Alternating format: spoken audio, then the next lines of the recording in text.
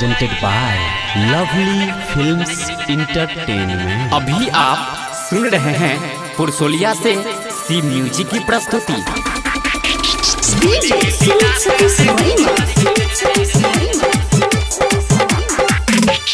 अपरटरा के फंसा जेल लही,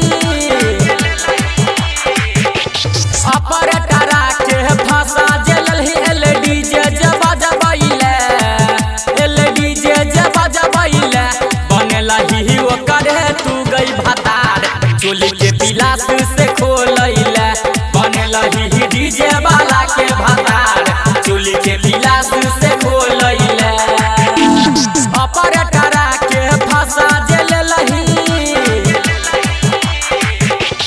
अपरटरा के फंसा जेल लही। एलडीजे जब जबैले, एलडीजे जब जबैले बनेला ही ओकर तू गई भतार। चोली के पिलास से खोलैले बनेला ही डीजे वाला के भतार। चोली के पिलास से खोलैले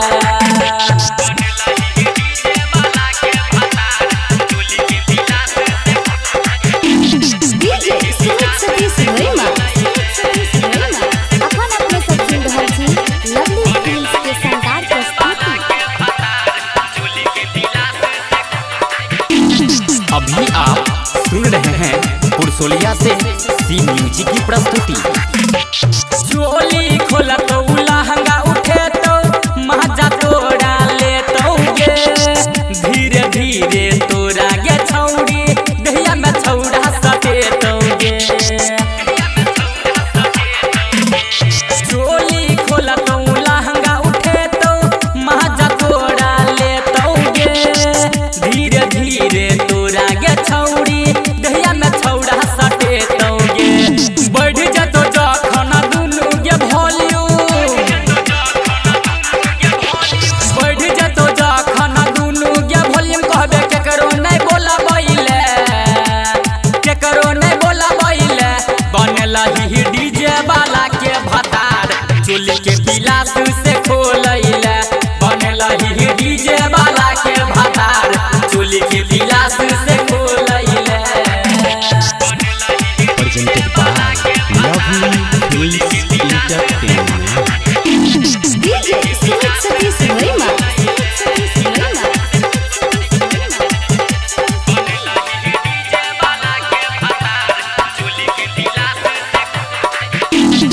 अभी आप सुन रहे हैं पुरसोलिया से सी म्यूजिक की प्रस्तुति। डीजे वाला छौड़ा गे तोड़ा भुइया में छौड़ी सुतेला कौगे। राइटर अजय अंकित बिहारी माई माई करेला कौगे।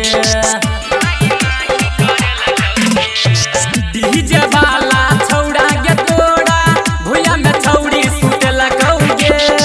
राइटर अजय अंकित बिहारी माई माई करेला कौगे। तबे छुटलौ गहिया से पानी, तबे छुटलौ गहिया से पानी। जेबे कतो नहीं घूमैले, कतो नहीं घूमैले बनेला ही डीजे वाला के भतार। चोली के पिलास से खोलैले बनेला ही डीजे वाला के भतार। चोली के पिलास से खोलैले अपरटरा के फंसा जेल लही। एलडीजे जब जबैले, एलडीजे जब जबैले बनेला ही ओकर तू गई भतार। चोली के पिलास से खोलैले बनेला ही डीजे